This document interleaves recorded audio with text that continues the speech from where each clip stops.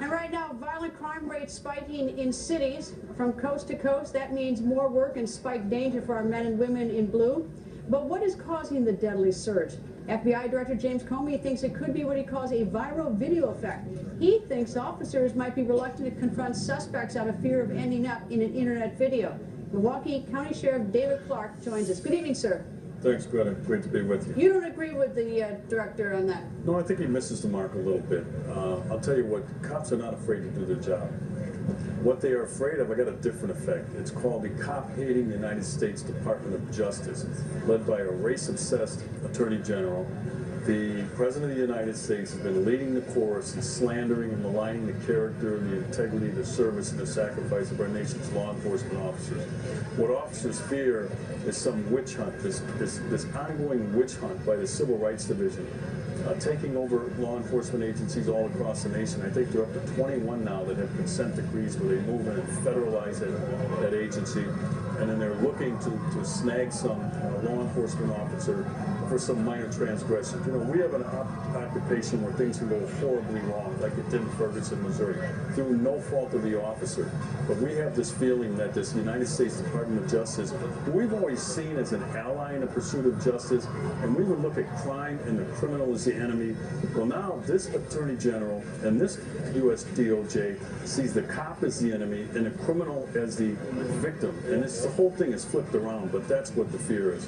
You know, as I look around tonight, you know, I've been to these vigils before. I mean, this is the 25th year for this vigil. I know that soon we're going to see the families of this year's fallen.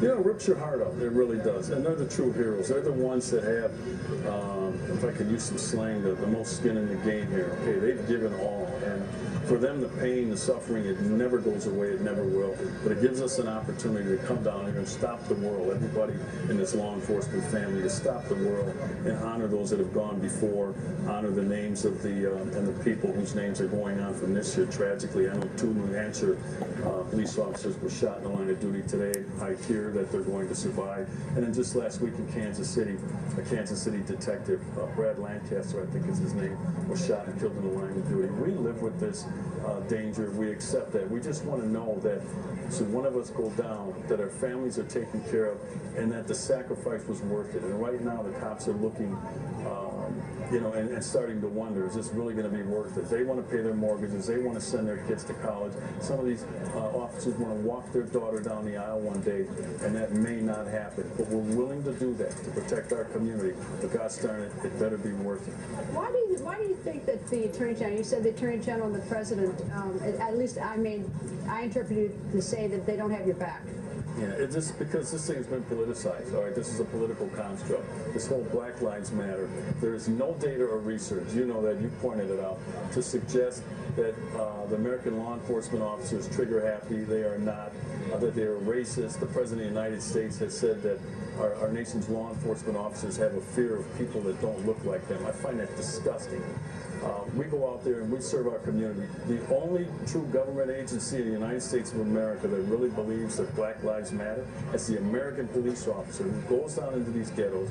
They don't have the resources that they need, but they go and put their best foot forward. Greta, sometimes things can go horribly wrong in this world, okay? And when it does, we have oversight processes. I want the process. I want due process. I want a thorough investigation.